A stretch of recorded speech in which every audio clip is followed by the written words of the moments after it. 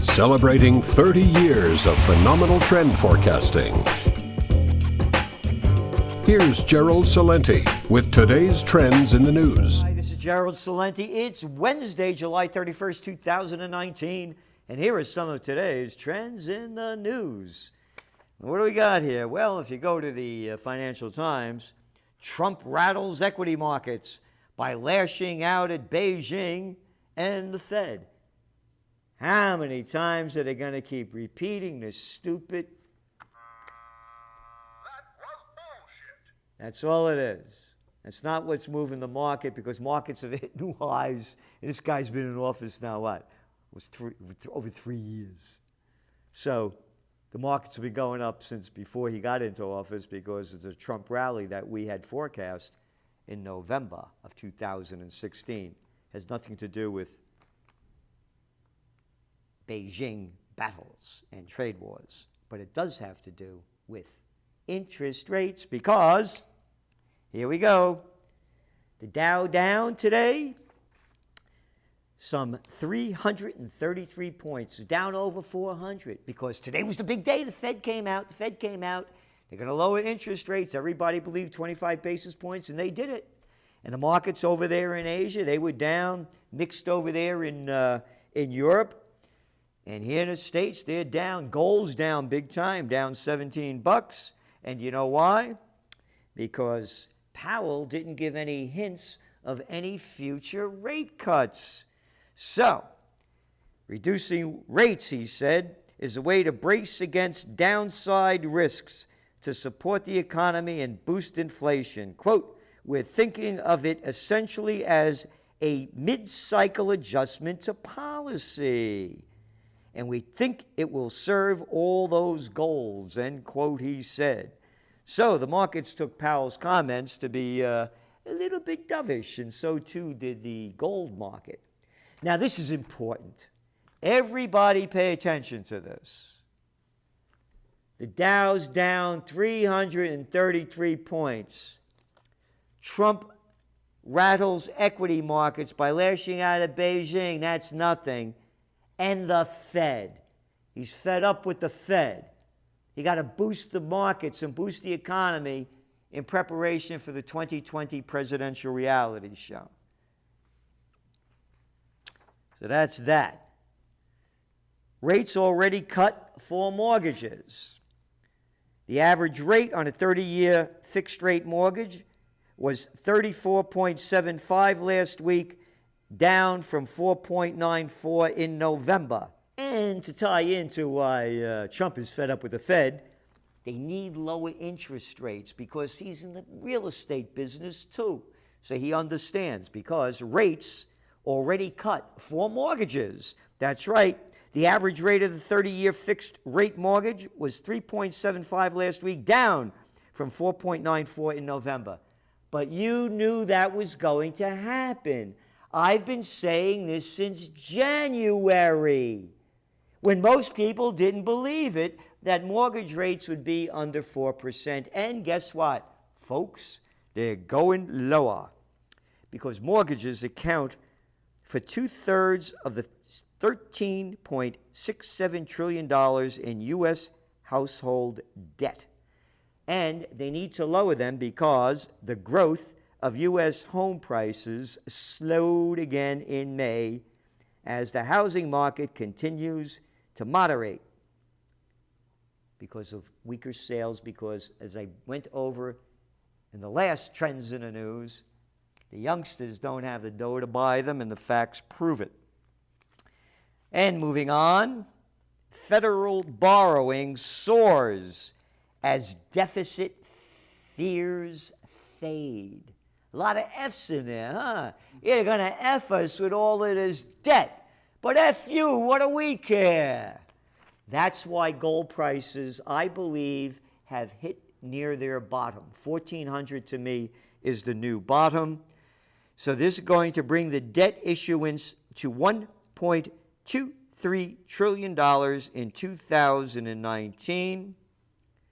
Isn't that terrific? So the dollar should be going down, but it's not.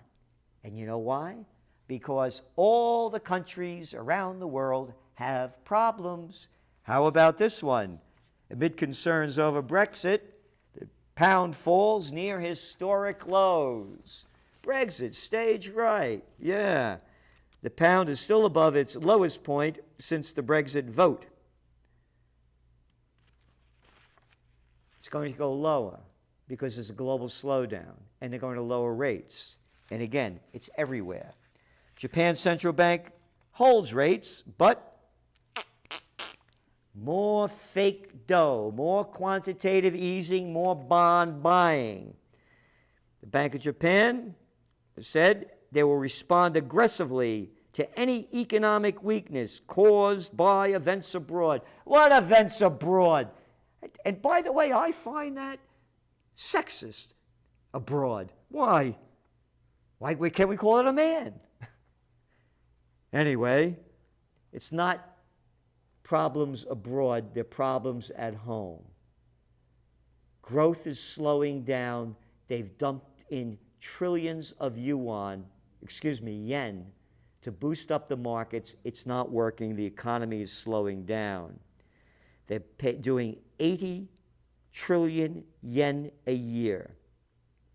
Quote, if the momentum toward our price stability objective is at risk, then without hesitation, we will take measures for further monetary easing, said the Bank of Japan governor. You know what that is? Bullshit detected. Take precautions. This is why the dollar's not going down. They're all lowering interest rates. This is total bullshit. They're more quantitative easing, buying up bonds, corporate bonds, government bonds. This is unprecedented in world history. And of course, they're going to keep those negative yield bonds over there in Japan. German Constitutional Court to rule on ECB bond buying. That's right. They want to see if the ECB had the right to buy government and corporate bonds. You got no damn right to buy corporate bonds. Your buddies, they give you the money so you could put out for them. This isn't capitalism, so let's not hear about the socialism bullshit. It's capitalism bullshit. This is corporatism. So that's something on the economic front. But one other thing. You know how, hey, those cops pull you over, you don't have your signal light on, where were you, how many drinks did you have, stand on your head and repeat the alphabet backwards? 5 banks face 4x rigging lawsuit in London. Forex is the trading of currencies.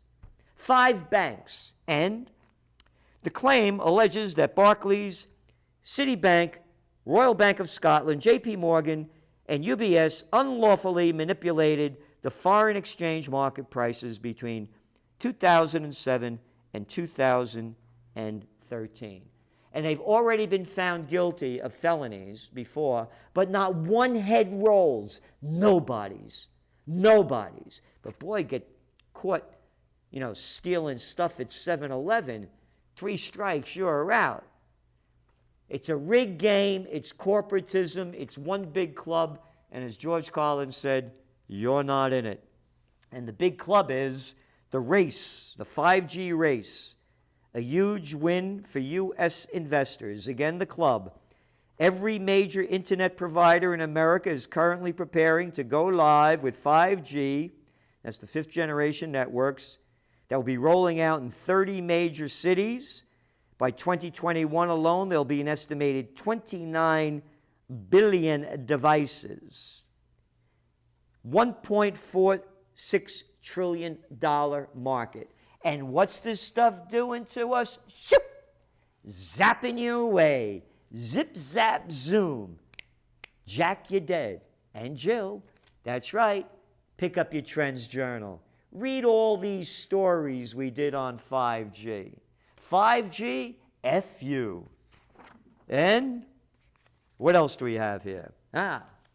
Showing the slowdown, the global slowdown, and what the implications are going to be. It's global-nomic, all things are connected. The economic challenge facing the president of South Africa was laid bare when unemployment rate rose to its highest in more than a decade. You know what it's at? 29%. 29%. And when you put the real numbers in, that comes out to 38%, including those who have given up looking for work. But they all rig the numbers like that. Same thing in the United States. The labor force participation rate is way higher than the employment rate is way lower. 38% unemployed. You think they're going to leave their country looking for someplace else? Now let's take a trip to Africa throughout it, and you're going to see the same problem. Go down to South America. Human waves. Human waves, one of your top trends for 2019. People leaving because they have no life, no money, no jobs, and crime, violence, and corrupt governments. And speaking of which, corrupt governments, French growth dip raises stakes for Macron the Catson. Tax cuts yet to boost spending. Quarterly French growth slowed to 0.2% in the 3 months to June from 0.3% in the first quarter. Street rallies across Sudan after killing of 4 students. All right? More waves of people leaving. The Sudan story we've been following, it's only getting worse. Protesters surround police stations after Hong Kong charges dozens. That's right. They charged a dozen people, putting them in jail, and they may be in for a long time. Beijing presses Hong Kong to curb unrest. You ready? China steps up rhetoric to brand Hong Kong demonstrators evil. Knievel. That's right. Remember I told you, our forecast, Hong Kong's going to lose. Beijing is going to take over. They're going to be putting troops in there. They're going to put down these protests, and it's going to be a different Hong Kong. And what else do we have here? Staying on the global front. United Kingdom rules out barter with Iran to release the seized tanker. So here's the story. You all know it.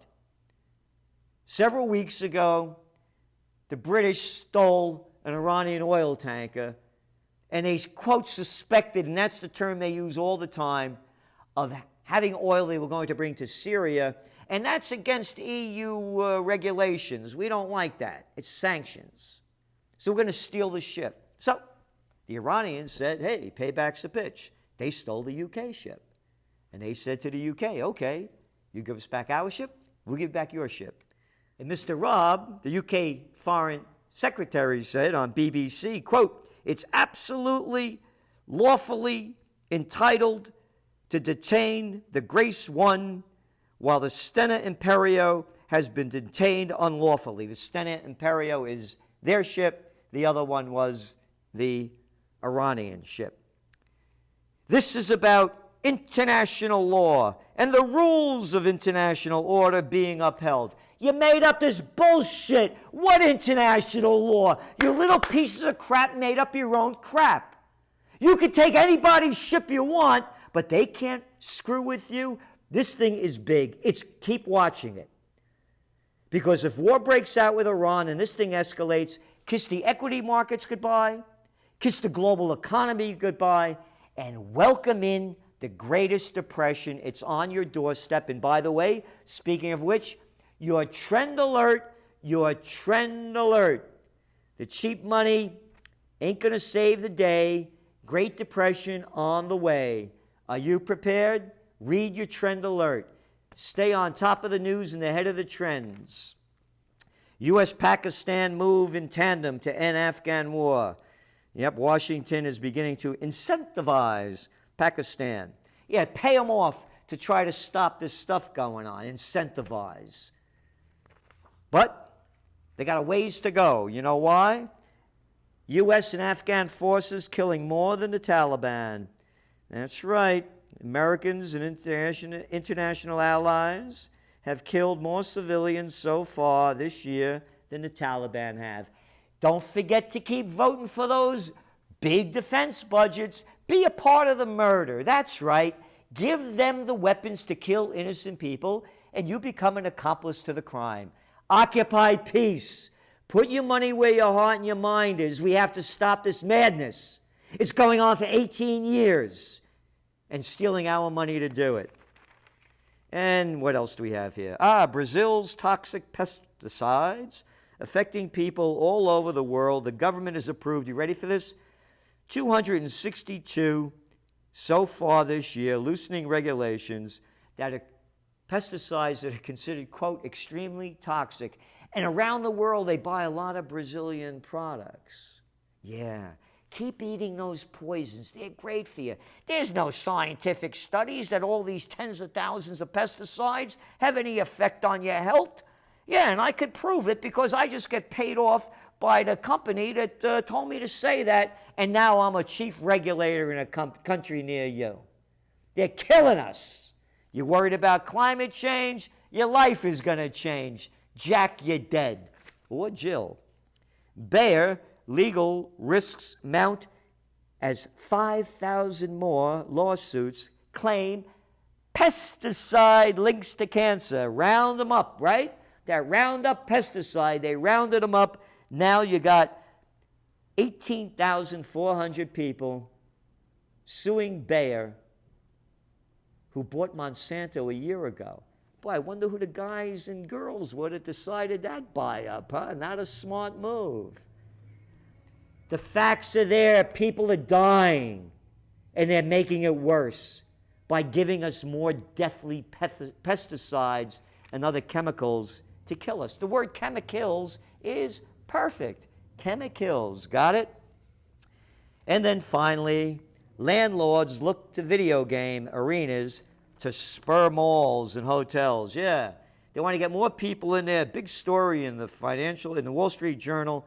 More real estate owners are turning to e-sports arcades, lounges, and even stadiums. E-sport arenas allow thousands of gaming fans to watch video content in person. Wow! Whoa! You could watch a video content in person. How exciting! And just sit there and get more obese because Fortnite gives away $3 million in its first ever solo world champion to a 16-year-old from Pennsylvania, and a first ever massive sporting event in New York's Arthur Ashe Tennis Stadium. I wonder what Arthur Ashe feels about that. A tennis stadium, playing, running, moving, jumping, to just sitting. High-tech heroin. This is Gerald Celente, and that's some of today's trends in the news.